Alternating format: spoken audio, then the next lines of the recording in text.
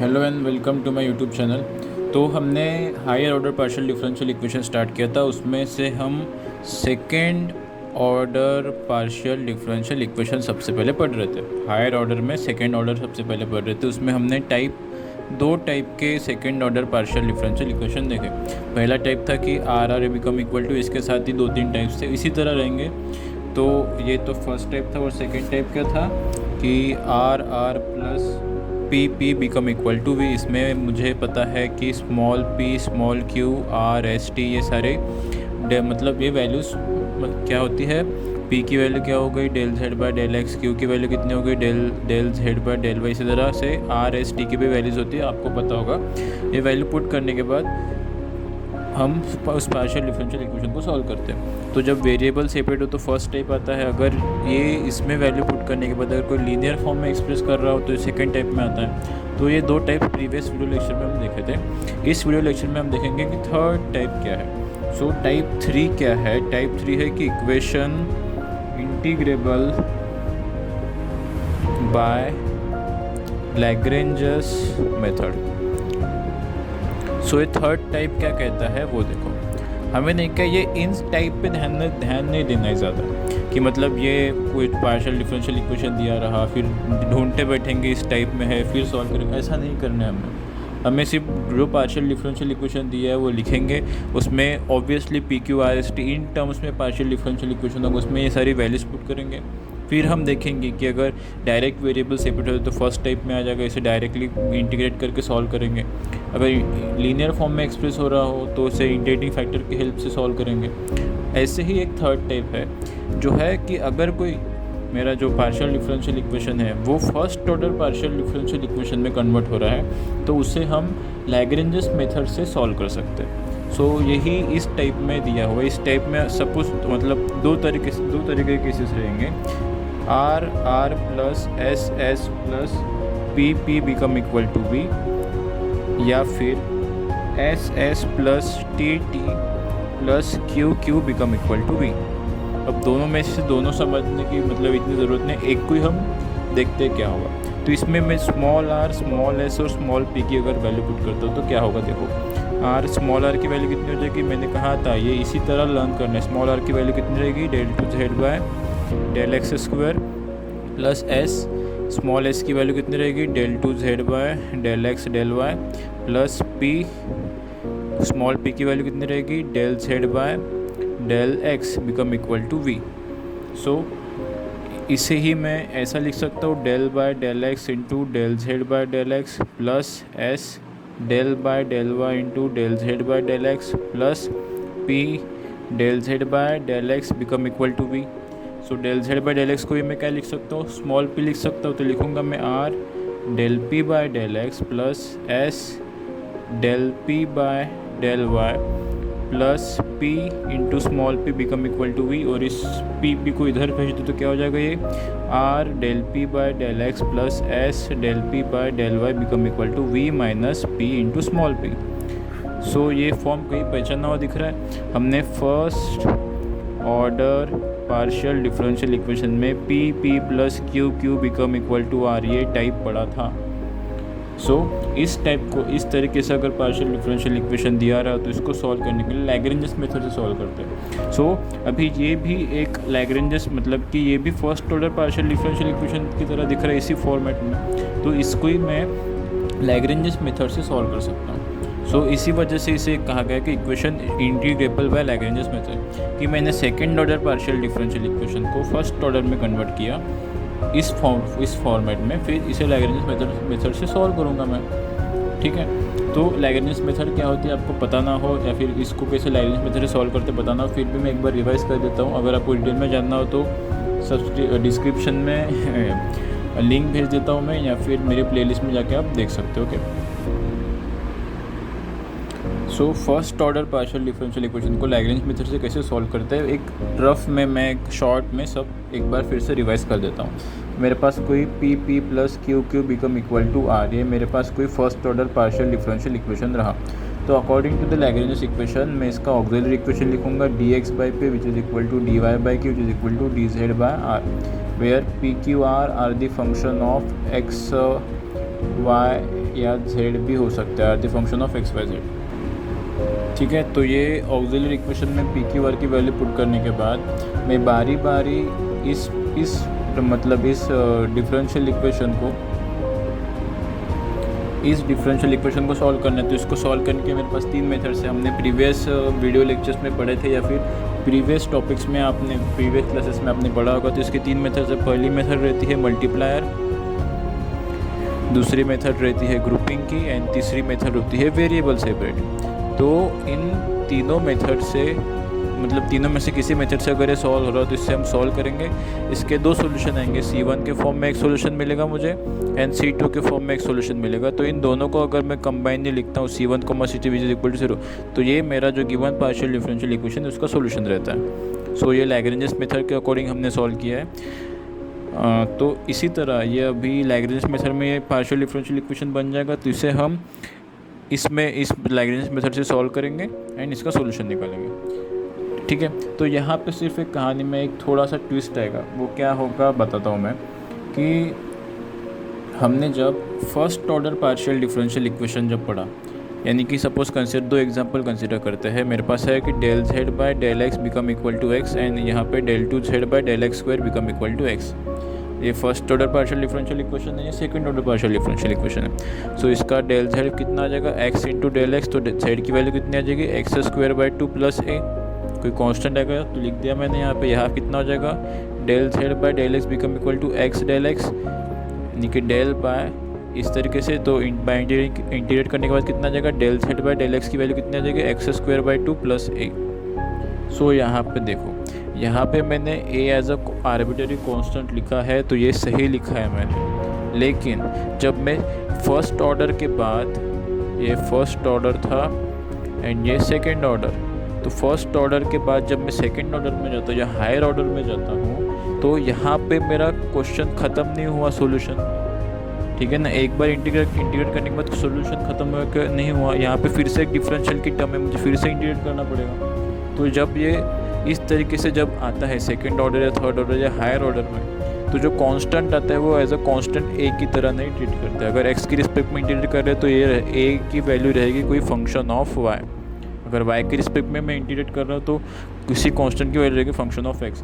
हमने previous video lecture में भी देखा था, टाइप 1 और टाइप 2 में भी ये बात मैंने अच्छे से बताई थी कि x के रिस्पेक्ट में अगर इंटीग्रेट करोगे तो कांस्टेंट रहेगा फंक्शन ऑफ y रहेगा। y के रिस्पेक्ट में इंटीग्रेट करना है तो जो कांस्टेंट रहेगा उसे फंक्शन ऑफ x ट्रीट करेंगे। ठीक है, अगर यहाँ पे a की जगह क्या लिखूंगा मैं, del z by del x become equal to x square by 2। X के रिस्पेक्ट में इंटीग्रेट किया तो जो a रहेगा वो मेरा फंक्शन ऑफ y रहेगा। ये बहुत ज़्यादा इंपॉर्टेंट चीज़ है। लेकिन फर्स्ट ऑर्डर में ये एज अ कांस्टेंट की तरह ट्रीट करेगा। इसे मैं एक्स के रिस्पेक्ट में इंटीग्रेट किया तो a को मैं फंक्शन ऑफ y नहीं लिखूंगा। इस डिफरेंशियल इक्वेशन से, पार्शियल डिफरेंशियल इक्वेशन से ये सॉल्यूशन मुझे मिला, तो इसको डेरिवेट करने के बाद फिर से ये मिलेगा।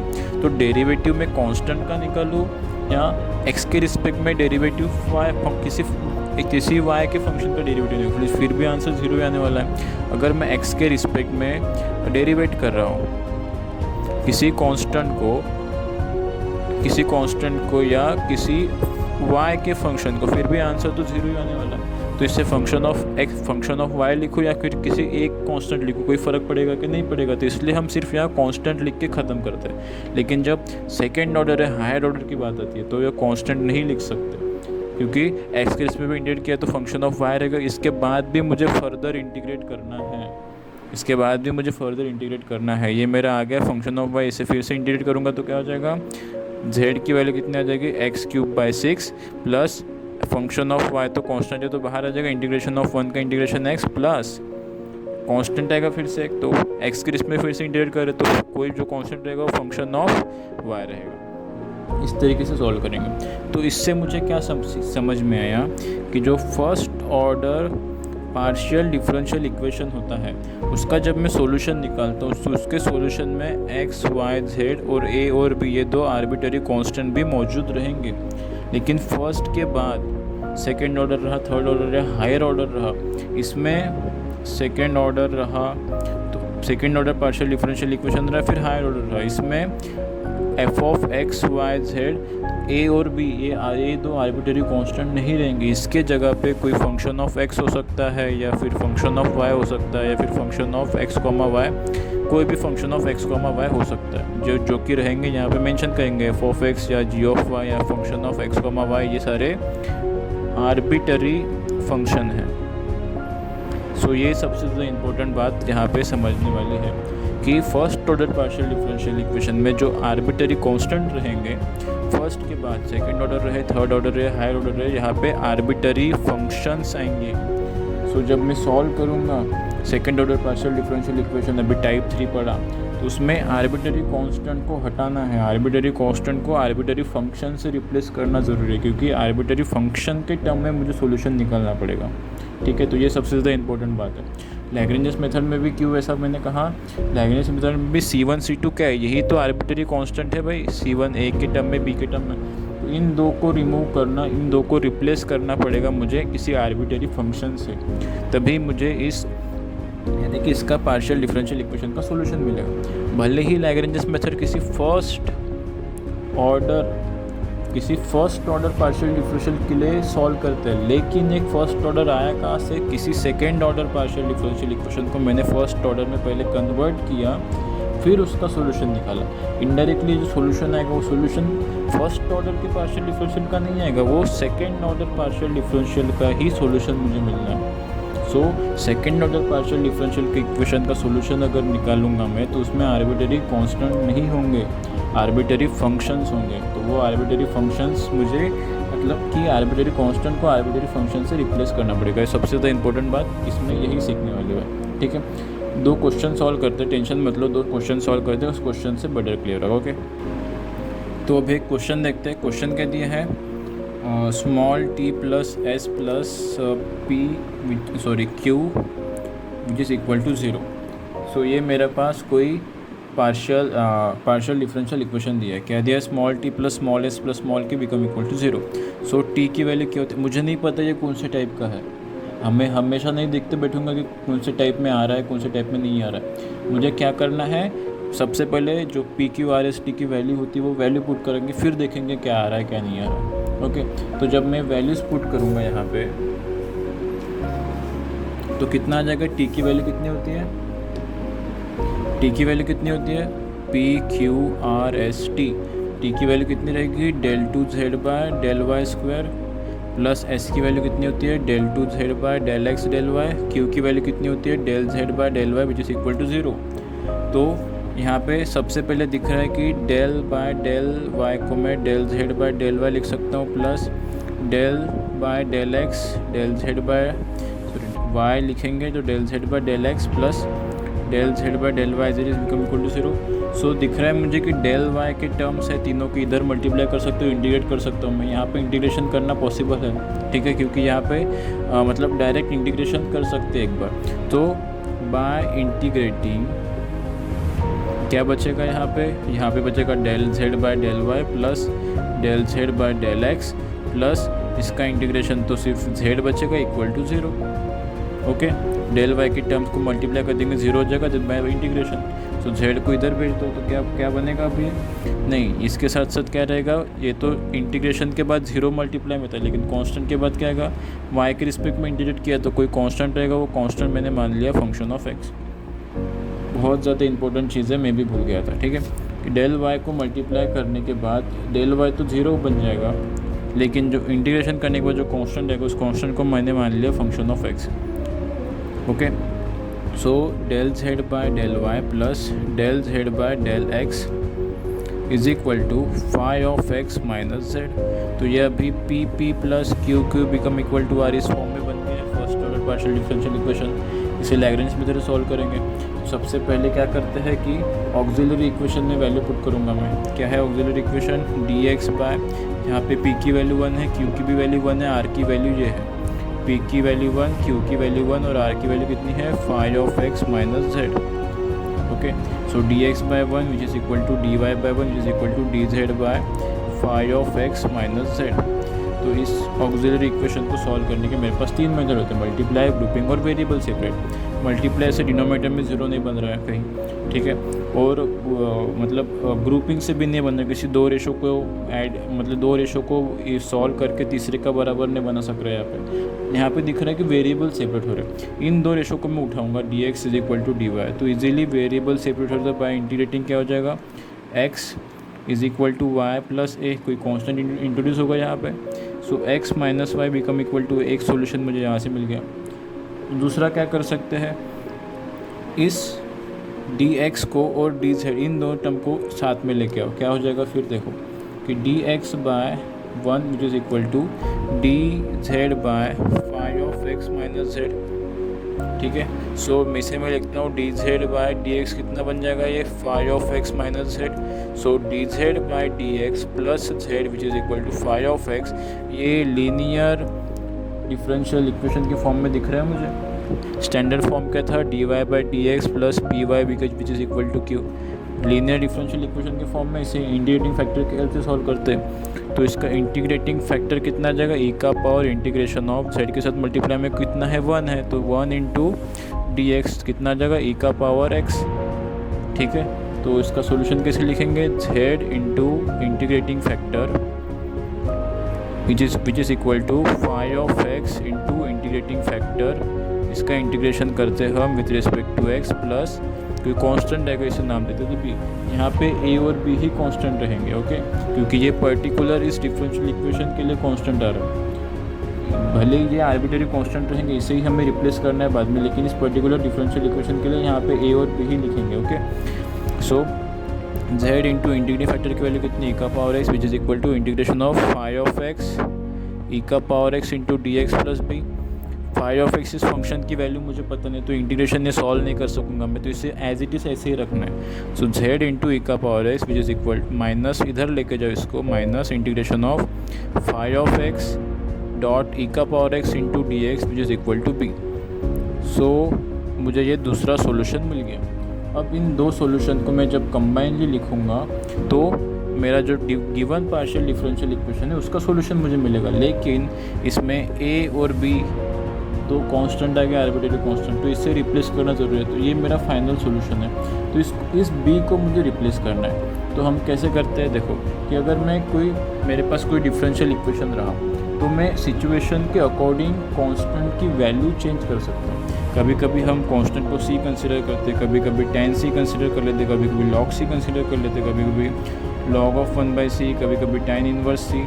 अपने अकॉर्डिंग, अपने मतलब मुझे कैसे कांस्टेंट की ज़रूरत है उस अकॉर्डिंग मैं वैल्यूज चेंज कर सकता हूँ। मुझे ये कांस्टेंट नहीं चाहिए तो b की जगह मैं किसी और कांस्टेंट को लिख दूँ तो कोई फ़र्क पड़ेगा।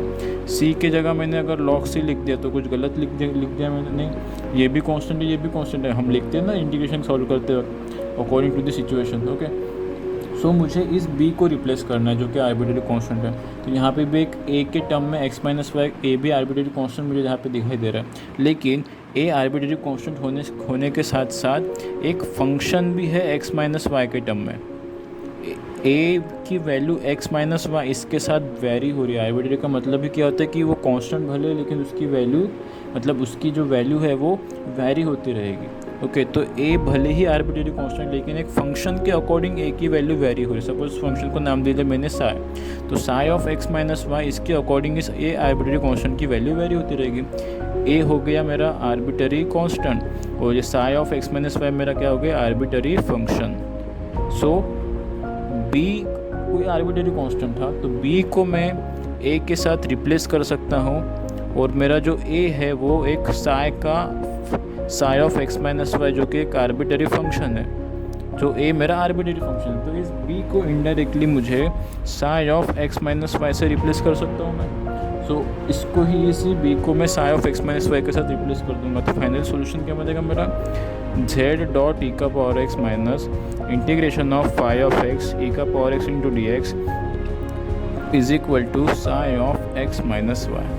सो ये मेरा रहेगा final solution given partial differential equation का, second order partial differential equation का। ये चीज़ें समझी कि नहीं, क्या किया मैंने, किसी कांस्टेंट को मैं किसी कांस्टेंट के साथ रिप्लेस कर सकता हूँ, तो b को मैंने a के साथ रिप्लेस कर दिया, लेकिन a भी psi of x minus y का फंक्शन है जो कि एक आर्बिट्रेरी फंक्शन है। मुझे वैसे भी आर्बिट्रेरी फंक्शन ही चाहिए था, आर्बिट्रेरी कांस्टेंट को रिमूव करना था मुझे, क्योंकि सेकंड ऑर्डर के सॉल्यूशन में आर्बिटरी कॉन्स्टेंट्स नहीं आएंगे, आर्बिटरी फंक्शंस इंट्रोड्यूस होंगे, ठीक है। सो बी को मैंने एक और ए के साथ रिप्लेस कर दिया, और ए तो कोई आर्बिटरी फंक्शन है जो कि psi of x minus y पे डिपेंड करेगा। सो बी को एक से रिप्लेस कर दिया, या फिर ए को psi of x minus y से रिप्लेस कर दिया। तो इंडायरेक्टली बी को मैंने psi of x minus y से जब रिप्लेस कर दूंगा, जो फाइनल सोल्यूशन बनेगा वो मेरा गिवन पार्शियल डिफरेंशियल इक्वेशन का सोल्यूशन रहेगा। यही एक इम्पोर्टेंट बात थी जो लैग्रेंज मेथड के एंडिंग में जो सोल्यूशन लिखते फाइनल, उसमें ध्यान रखने वाली बात थी। ओके, और एक एग्जांपल से समझते हैं, बेटर क्लियर होगा। अभी और एक क्वेश्चन देखते हैं, जो सेकंड क्वेश्चन है मेरा। क्या है second question? Small s minus small t which is equal to x by y square. Small s minus small t is equal to x by y square. यहाँ पे p q r s t, तो यहाँ पे सबसे पहले S और T की value put कर देंगे, देखते क्या होता है। एस की वैल्यू पुट कर देंगे, कितना हो जाएगा? Del two z by del x del y, minus t की वैल्यू पुट कर देंगे, del two z by del y square is equal to x by y square. तो डेल वाई से यहाँ मल्टीप्लाई कर लो, तो del by del z by del x minus del of del z by del y is equal to x by y square into del y. समझ में आएगा कैसे लिखा है मैंने? इसी डबल डेरिवेटिव को मैंने सिंगल डेरिवेटिव में ब्रेक किया और डेल वाई को यहाँ पे मल्टीप्लाई कर दिया। तो जब y के रिस्पेक्ट में इंटीग्रेट कर रहे हैं तो x एज अ कॉन्स्टेंट की तरह ट्रीट होगा, तो वो लिख देंगे हम। सो बाय इंटीग्रेटिंग इसका integration del z by del x minus इसका integration del z by del y, x तो कॉन्स्टेंट की तरह ट्रीट होगा, ओवर 1 ओवर वाई स्क्वायर का इंटीग्रेशन कितना हो जाएगा? Minus 1 by y, plus y के रिस्पेक्ट को इंटीग्रेट करें तो कोई फंक्शन ऑफ एक्स इंट्रोड्यूस होगा, जो मेन कंसिडर कर ले एफ ऑफ एक्स। समझ में आई ये बात? ओके, सो इसे मैं फिर से थोड़ा सिंप्लीफाइड करके लिख देता हूँ। Del x by del z by del x minus del z by del y which is equal to minus x by y plus f of x. तो ये क्या दिखाई दे रहा है मुझे? ये p plus q which is equal to r first order partial differential equation में टर्म में दिखाई दे रहा है। इसे लैग्रेंज मेथड सॉल्व करेंगे, ठीक है। यानी कि ये टाइप 3 का पार्शियल डिफरेंशियल इक्वेशन है सेकंड ऑर्डर का। ओके, सो यहाँ पे p की वैल्यू 1 है, q की वैल्यू -1 है, r की वैल्यू कितनी है? Minus x by y plus f of x. Auxiliary equation में वैल्यू पुट कर दो, dx by 1 dy by -1 dz by minus x y plus f of x. Okay, इसको सॉल्व करने की 3 मेथड थी, मल्टीप्लाई, ग्रुपिंग और वेरिएबल सेपरेट। वेरिएबल सेपरेट आसान लग रहा है क्योंकि dx is equal to dy easily variable separate हो रहे हैं। तो मैं लिख दूंगा कि dx is equal to minus dy। Okay, -1 ऊपर मल्टीप्लाई कर दिया तो कितना हो जाएगा? By integrating x is equal to minus y plus है, तो x plus y which is equal to है। या फिर इसी a को मैं किसी function of x plus y यानी कि psi of x plus y arbitrary function के टर्म में भी लिख सकता हूँ। ओके, सो मेरे पास ये एक सॉल्यूशन मिल गया जो कि इक्वेशन नंबर फर्स्ट नाम दे देते हैं। ओके, सो इसके बाद यहाँ से देखो, यहाँ से मुझे x की वैल्यू मिल सकती है। x की वैल्यू क्या मिल सकती है? a प्लस वाई, या फिर हम किसी और तरीके से निकाल सकते हैं। x की वैल्यू निकालो या फिर y की वैल्यू मैं पुट कर सकता हूँ, या फिर y की वैल्यू यहाँ से कितना पुट कर सकता हूँ? a minus x. It's up to you, ठीक है। अकॉर्डिंग टू द सिचुएशन किसकी वैल्यू पुट कर सकते हैं वो हमें, मतलब किसकी वैल्यू पुट करना सफिशिएंट रहेगा, कन्वीनियंट रहेगा, वो देखते हैं। अभी देखो यहाँ से किसी 2 रेशो को फिर से इक्वेट कर दे, जहाँ पे x है, y है, एंड यहाँ पे dz है। यहाँ पे इस टर्म को ध्यान दो क्योंकि ये टर्म इंपॉर्टेंट है। ये टर्म डिसाइड करेगी कि x की वैल्यू पुट करनी है कि y की वैल्यू पुट करनी है। x minus x by y plus f of x, ये function of f of x तो कुछ चेंज नहीं होगा। y की वैल्यू अगर मैं x के टर्म में पुट कर दूँ तो ये पूरा टर्म x के टर्म में बन जाएगा, एंड यहाँ पे dx मल्टीप्लाई में है, तो ये कर सकता हूँ। और मुझे क्या करना है कि y की वैल्यू x के टर्म में पुट करनी है, यानी कि y is equal to a minus x put करना पड़ेगा। देखो क्या होगा, dx which is equal to dz by minus x, y की वैल्यू मैंने a माइनस एक्स पुट कर दी, plus f of x function तो रहेगा। अब क्या हुआ, x के और z के टर्म में सारे वेरिएबल्स आ गए। ओके, सो इसको मल्टीप्लाई कर दो, कितना हो जाएगा? Minus x by a minus x plus function of f of x into d x which is equal to d z. Variable सारे सेपरेट हो गए। अब यहाँ देखो, यहाँ पे माइनस एक्स की टर्म है तो ऊपर मैं प्लस ए और माइनस ए लिख दूंगा तो गलत हो जाएगा। कैसे? a minus x minus a minus x plus f of x into d x which is equal to d z. क्या किया मैंने? प्लस ए और माइनस ए ऐड और सब्ट्रैक्ट कर दिया। कुछ गलत किया, plus a minus a cancel हो जाएगा, minus x by a minus x ही बचने वाला है। ये क्यों लिखा मैंने, क्योंकि नीचे भी ए माइनस एक्स की टर्म है, तो जब मैं ए माइनस एक्स से डिवाइड कर दूंगा तो ये कैंसिल आउट हो जाएगा। कैसे कैंसिल आउट होगा, ए माइनस एक्स से कैंसिल आउट होगा तो a minus x by a minus x minus of a by a minus x plus f of x d x which is equal to d z. ये partial fraction से भी आप separate कर सकते हो, लेकिन ये ईजिली ऐसे ही ओरली हो रहा है इसलिए मैंने ऐसे ही लिख दिया। ओके, सो इसके बाद क्या कर सकते हैं, 1 minus a by a minus x plus f of x into d x which is equal to d z. अब सारे वेरिएबल सेपरेट हो गए, कोई प्रॉब्लम भी नहीं है यहाँ पे। ठीक है, यहाँ पे प्रॉब्लम क्या आती है, यहाँ पे मुझे डिवीजन रूल लगाना पड़ता है u बाई v, लेकिन पार्शियल फ्रैक्शन से इजीली सॉल्व कर सकते हैं अभी यहाँ पे। सो कितना आ जाएगा, 1 into d x minus a by a minus x into d x plus f of x into d x is equal to d z. So by integrating कितना हो जाएगा, 1 का इंटीग्रेशन x माइनस ए तो कॉन्स्टेंट है बाहर आ जाएगा, ए minus x का integration log of a minus x, 1 और ए माइनस एक्स का integration log of a minus x, और ए माइनस एक्स के डेरिवेटिव से हम नीचे डिवाइड करेंगे तो इसका डेरिवेटिव कितना आ जाएगा, -1, ए का 0 और माइनस एक्स का -1। ठीक है, plus integration of f of x into d x as it is रखेंगे, इंटीग्रेशन ऑफ डी जेड का जेड आ गया, प्लस इंटीग्रेशन का कांस्टेंट कोई आएगा उससे मैंने बी नाम दे दिया। ओके, सो फाइनली ये मेरा सॉल्यूशन बन गया, लेकिन यहाँ पे आर्बिट्रेरी कांस्टेंट बी है और मुझे ए भी यहाँ पे आर्बिट्रेरी कांस्टेंट दिया है, ये मुझे रिप्लेस करना ज़रूरी है क्योंकि आर्बिट्रेरी कांस्टेंट के टर्म में सॉल्यूशन नहीं रहने वाला है। इसे थोड़ा सिंप्लीफाइड कर देता हूँ, क्या बचेगा, x माइनस से आ जाएगा तो प्लस ए बचेगा log of a minus x plus integration of f of x into d x is equal to z plus b. Okay, so a और बी इन दो आर्बिट्रेरी कांस्टेंट को रिमूव करना मेरी जिम्मेदारी है। तो ए की वैल्यू क्या पुट कर सकता हूँ मैं, ए की वैल्यू पुट कर सकता हूँ मैं x प्लस वाई, और b की जगह क्या पुट कर सकता हूँ, b की जगह a को रिप्लेस कर सकता हूँ, और a को किससे रिप्लेस करूँगा मैं, psi of x plus y, जो कि मेरा आर्बिट्रेरी फंक्शन है। ओके, सो इस सॉल्यूशन में क्या हो जाएगा, अभी सामने x तो as it is plus a की जगह मैं क्या पुट कर सकता हूँ, x प्लस वाई, मल्टीप्लाई में कितना टर्म है, लॉग ऑफ a की जगह फिर से x plus y minus x, okay, minus f of x integration of f of x d x is equal to z plus b की जगह में psi of x plus y से replace कर दूंगा। समझ में आई ये बात क्यों इतनी इंपॉर्टेंट थी। ए और बी ये तो सॉल्यूशन मेरा आ गया, लेकिन इसमें ए और बी दो आर्बिट्रेरी कांस्टेंट है, इसको रिमूव करके आर्बिट्रेरी फंक्शन के टर्म में मुझे सॉल्यूशन बनाना है। तो ए की वैल्यू तो एक्स प्लस वाई तो मुझे पता है, लेकिन बी की वैल्यू मैं ए के टर्म में लिख सकता हूँ, और ए मेरा function of psi of x plus y, इसका आर्बिट्रेरी फंक्शन के ए की वैल्यू, तो इसकी जगह बी की जगह मैं psi of x plus y replace कर सकता हूँ, लिख सकता हूँ, वही लिखा है मैंने। सो फाइनली इसे और थोड़ा फर्दर सॉल्व कर लेते हैं। तो जेड की टर्म में मुझे सॉल्यूशन बनाना पड़ता है मुझे, तो जेड की टर्म इधर ही रहने दो, और psi of x plus y को इधर भेज दो तो माइनस में आ जाएगा। तो ये टर्म क्या है, एक्स प्लस यहाँ पे x plus y log of plus x minus x cancel हो गया तो ये लॉग ऑफ वाई बनेगा, minus integration of f of x into d x रहेगा, और ये साई टर्म इधर रहेगा तो माइनस में हो जाएगा, तो minus of psi of x plus y. So this is my final solution. Okay, क्या किया समझ में आया। सबसे पहले इसी डिफरेंशियल इक्वेशन में, पार्शियल डिफरेंशियल इक्वेशन में एस टी की वैल्यू पुट की, इसे मैंने फर्स्ट ऑर्डर पार्शियल डिफरेंशियल में इक्वेशन में बनाया, ऑक्सिलरी इक्वेशन में वैल्यू पुट कर दी। सबसे पहले दो रेशो को पुट करके x plus y is equal to ए की वैल्यू मैंने निकाल ली।